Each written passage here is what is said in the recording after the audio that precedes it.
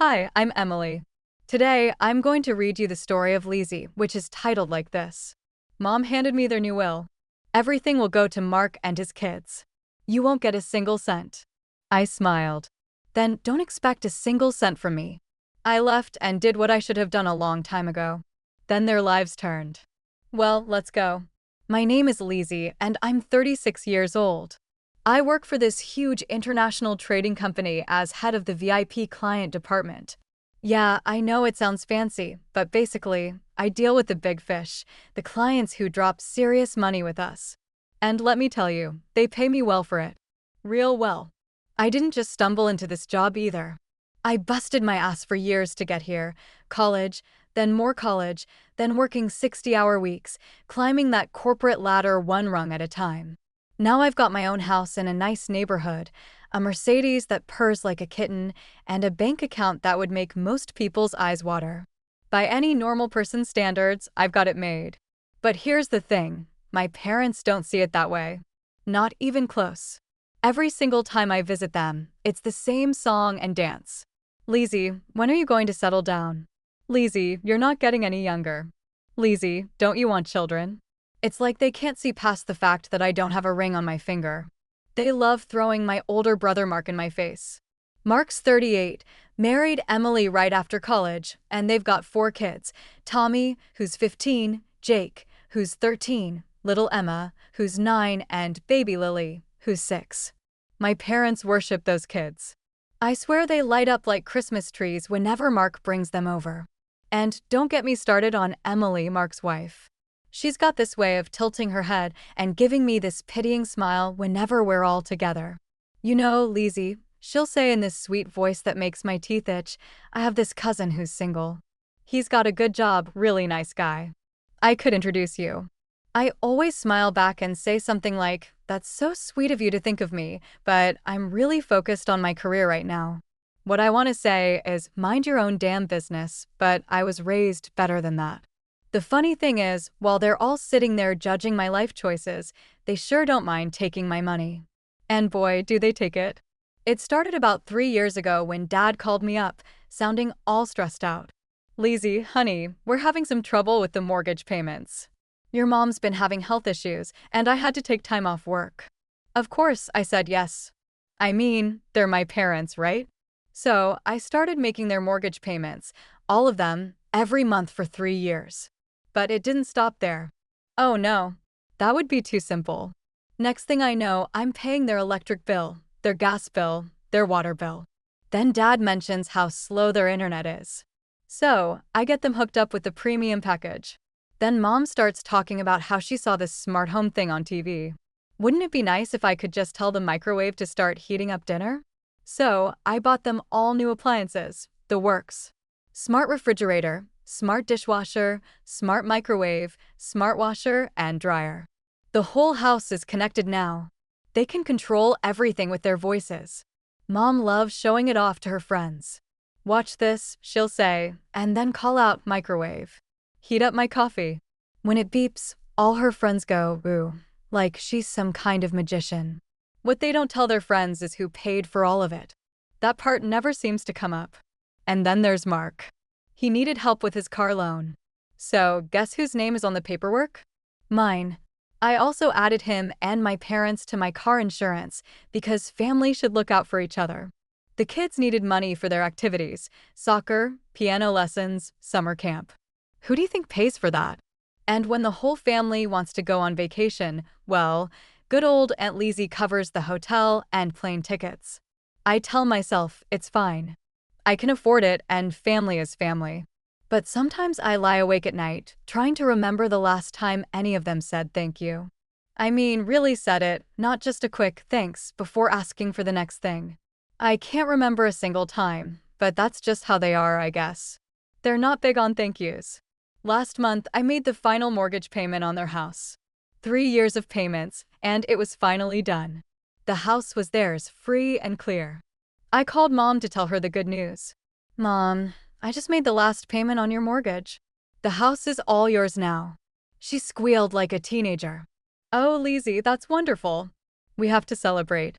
I'll cook all your favorite dishes. Come over Saturday. Mark and Emily are coming, too. It'll be perfect timing. I showed up at my parents' house around 6, carrying a bottle of wine. The smell of Mom's pot roast hit me as soon as I walked through the door, and for a second, I almost forgot about all the family drama. Mark's car was already in the driveway, so I knew they'd beaten me there. I walked into the dining room, and there they all were, Mark, looking smug as usual, Emily, with that fake smile plastered on her face, and the 4 kids, arguing over who got to sit where. Dad carved the roast while Mom bustled around, making sure everyone had enough of everything. She'd really gone all out: pot roast, mashed potatoes, green beans, her famous dinner rolls, and apple pie for dessert. It was like Thanksgiving in April. So Dad said, settling into his chair, "This is a special day. Our house is finally ours, thanks to Lizzie." Mark said, but there was something weird in his voice, like he was reading from a script. "Yes," Mom said, glancing at Dad, "thanks to Lizzie." The kids were too busy eating to pay attention to the adults, but I noticed Mark and Emily exchanging looks. They kept doing it throughout dinner, like they were having some kind of silent conversation. After we finished eating, Mom got up to clear the plates. "Before we have dessert," she said, "your father and I have something we want to tell everyone."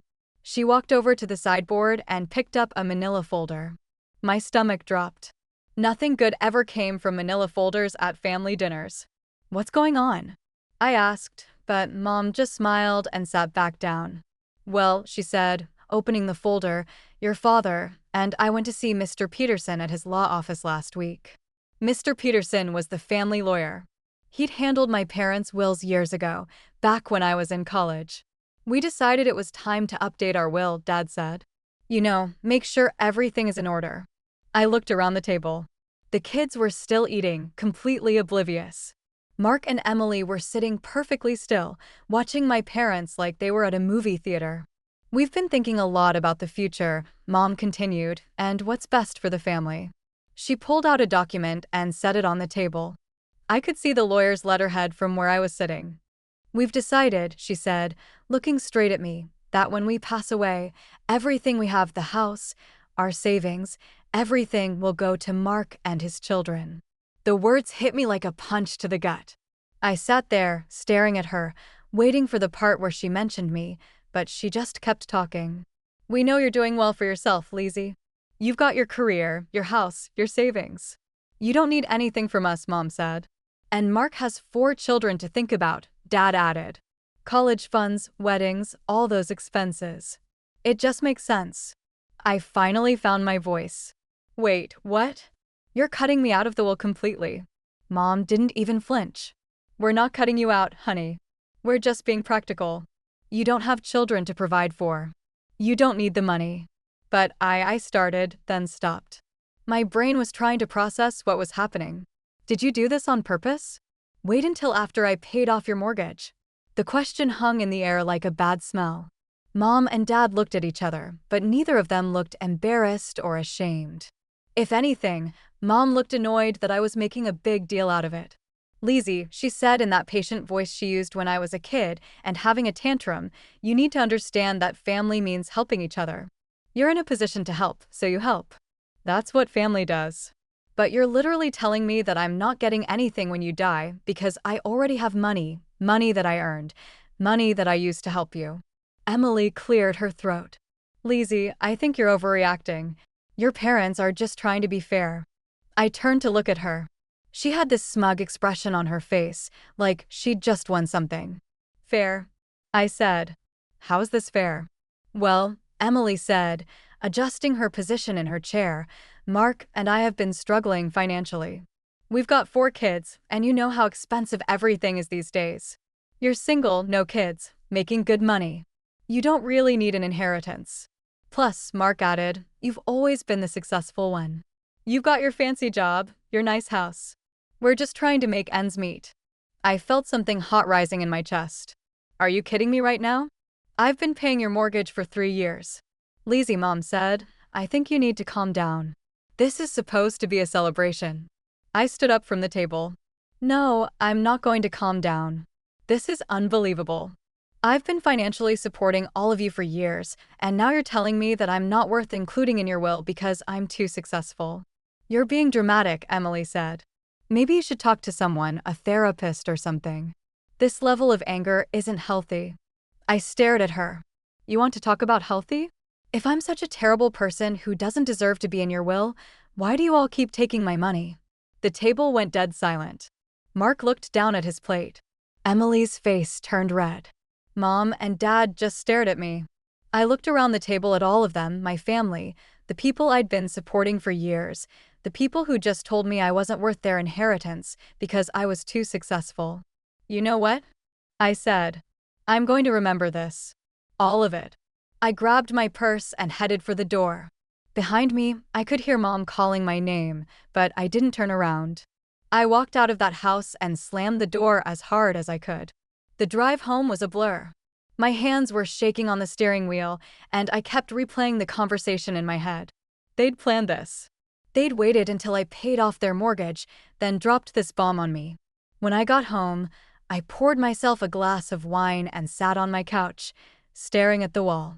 I felt angry and hurt and stupid all at the same time. How had I not seen this coming? But mostly, I felt done, just completely done with all of them. I woke up the next morning with a headache and a bad taste in my mouth. The wine hadn't helped, and neither had the 3 hours I'd spent lying in bed, replaying every word from dinner. But something had changed overnight. The hurt was still there, but it was getting pushed aside by something else, something that felt a lot like determination. I wasn't going to just take this lying down. I called my lawyer first thing Monday morning. David Morrison had handled my house purchase and set up my will, so I figured he'd know about this kind of thing. Lizzie, he said when I explained the situation, I'm sorry this happened to you. Family disputes over money are never easy, but is there anything I can do? I mean, I paid their mortgage for 3 years. Doesn't that count for something? David was quiet for a minute. The problem is, you weren't a co-borrower on the mortgage. Your name isn't on any of the paperwork. Legally, you were just making voluntary payments on someone else's debt. My heart sank. So, I'm screwed. Not necessarily. Think about it this way. You've been supporting them financially in multiple ways, right? What if you just stopped? I'm just saying, if someone told me I wasn't worth including in their will, I might reconsider how generous I was being with my money. A slow smile spread across my face. David, you're a genius. I hung up the phone and pulled out my laptop. Time to make some calls. First, I called Comcast. Hi, I need to cancel the internet service at 428 Maple Street. Can I ask why you're canceling? I'm not paying for it anymore. Next, I called Smart Home Solutions. I need to cancel the service contract for 428 Maple Street. Ma'am, if you cancel the contract, none of the appliances will work. They're all connected to our system. I understand. Cancel it. The customer service rep tried to talk me out of it, but I was done. My parents wanted to act like I didn't matter? Fine, let them see how much I didn't matter. Then I called Toyota Financial Services. I need to discuss the loan for the 2022 Camry. How can I help you? I want to return the car. I'm not making any more payments. Ma'am, are you sure? You'll need to arrange for the vehicle to be picked up. Schedule it. I don't care when. I went through my bank account and canceled every automatic payment that had anything to do with my family. The kids' soccer fees, piano lessons, summer camp deposits, all of it gone. Then I called my insurance company. I need to remove some people from my policy. Who would you like to remove? Mark Thompson, Linda Thompson, and Robert Thompson. That's quite a few people. Can I ask why? They're not my problem anymore. It took me about 2 hours to undo 3 years of financial support. With each phone call, I felt lighter, like I was shedding weight I didn't even know I was carrying. The next morning, my phone started ringing. I was at work, trying to focus on a presentation. When I saw Mom's name on the screen, I hit decline. She called back immediately. Decline again.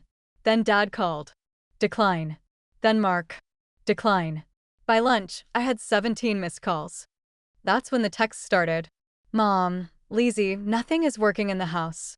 The internet is down, and all the appliances stopped working. Call me back. Dad, what did you do? The TV won't turn on, and the dishwasher is dead. Mark, They came and took my car. They took my car. Call me back right now. Emily, this is childish. Your parents are elderly, and you're acting like a spoiled brat. I deleted every single text without responding. Let them figure it out. That evening, I was home making dinner when my doorbell rang. I looked through the peephole and saw all four of them standing on my porch: Mom, Dad, Mark, and Emily. They looked pissed. I opened the door but didn't invite them in. What do you want? Mom pushed past me into the house. We need to talk. I don't think we do, I said. Lizzie, Dad said, following Mom inside, this has gone too far. Your mother can't even cook dinner. None of the appliances work. The repairman came out, Mom said, and I could see tears in her eyes. He said we need to replace everything. All of it. Do you know how much that's going to cost? Not my problem, I said. Mark stepped forward. Lizzie, I need my car back. I have to get to work. Should have thought of that before you decided I wasn't worth including in the will. Emily crossed her arms. This is exactly what I was talking about. You're being vindictive and cruel. Your parents are suffering because of your tantrum. My tantrum? I felt that familiar heat rising in my chest. You want to talk about suffering? I've been paying for all of your lives for 3 years. And what did I get for it? A big fat nothing in the will and a lecture about how I need to find a husband. We never asked you to pay for everything, Mom said. Bullshit. Every time you called me, it was about money, the mortgage, the utilities, the internet, the appliances. And every time, I said yes because I thought you were grateful, because I thought I was helping my family. You were helping your family, Dad said. That's what family does. No, I said, walking to my front door and opening it. That's what ATMs do. And I'm done being your ATM. Lizzie, please, Mom said. We can work this out. Maybe we can change the will. Maybe? I laughed. You think maybe is good enough? You waited until I paid off your mortgage to screw me over, and now you want to negotiate. It's not like that, Mark said. It's exactly like that. You're all leeches. You've been sucking money out of me for years, and the second I'm not useful anymore, you cut me loose. That's not true, Emily said. We appreciate everything you've done. Really? When? When did you appreciate it? Because I can't remember a single thank you from any of you. They all stood there, looking at me like I'd lost my mind. Maybe I had. Maybe I'd finally lost it, and this was what sanity felt like. Get out, I said. All of you, get out of my house and don't come back. You made it clear that I'm not getting a cent from you when you die. Well, guess what? You're not getting a cent from me while you're alive. I stood there, holding the door open, until they finally left. Mark was the last one out, and he turned around like he wanted to say something. Don't, I said. Just don't. I slammed the door behind them and locked it. Then I poured myself a glass of wine and sat down at my kitchen table. For the first time in 3 years, I wasn't worried about anyone else's bills. I wasn't stressed about mortgage payments or utility bills or car loans. I was free. The first few weeks after cutting them off were blissfully quiet. I threw myself into work with renewed energy. Without the constant stress of managing everyone else's finances, I could actually focus on my job. I landed 2 new major clients and got praise from my boss for my performance. My bank account started growing again instead of being constantly drained. But the silence from my family didn't last forever. About a month after our confrontation, my cousin Rachel called me. Rachel was my mom's sister's daughter, and she'd always been the family gossip. I almost didn't answer, but curiosity got the better of me. Lizzie, she said, I heard about what happened with your parents. Your mom called my mom, crying. She said you cut off their internet and broke all their appliances, and that Mark's car got repossessed. I almost laughed. Is that what she told you? She said you were being vindictive because they didn't put you in their will. But Lizzie, there has to be more to it than that. Rachel was fishing for information, but I decided to give her the whole story. Why not? If my parents were going to spread their version around the family, I might as well tell the truth. Rachel, I paid their mortgage for 3 years. Every month, without fail. I paid their utilities, bought them all new appliances, paid for Mark's car, his insurance, his kids' activities. I basically supported the entire family financially. Wait, your mom never mentioned any of that. Of course, she didn't. They took my money for years. Then, The minute I finished paying off their mortgage, they announced they were cutting me out of the will because I was too successful to need an inheritance. Rachel was quiet for a long moment. Holy Lizzie, that's messed up. Yeah, it is. So, I stopped paying for everything. If I'm not worth including in their will, then I'm not worth supporting financially. Good for you, Rachel said. I can't believe they did that to you. Word spread fast through the family network. Over the next few weeks, I heard through various relatives about the fallout from my decision. My parents had to completely gut their kitchen. Without the smart home system, all their fancy appliances were useless. They had to buy the cheapest replacements they could find, and even then, they couldn't afford to renovate the whole kitchen. Half of it was still torn up because they ran out of money. My dad, who hadn't worked in over a year, had to get a job at the hardware store. At 64 years old, he was back to working retail, lifting boxes, and dealing with customers. Mom complained to everyone who would listen about how embarrassing it was. Mark was struggling, too. He bought some beat-up old Honda that was constantly breaking down. The kids had to quit their soccer teams and piano lessons because Mark and Emily couldn't afford them anymore. Emily had to get a part-time job at Target to help make ends meet. The whole family was talking about Mark and Emily maybe moving in with my parents to save money on rent. For kids in that little house with their grandparents. Good luck with that. My cousin Janet called me one day laughing. Leslie, you should have seen your mom at the grocery store yesterday. She was complaining to Mrs. Henderson about how ungrateful you are.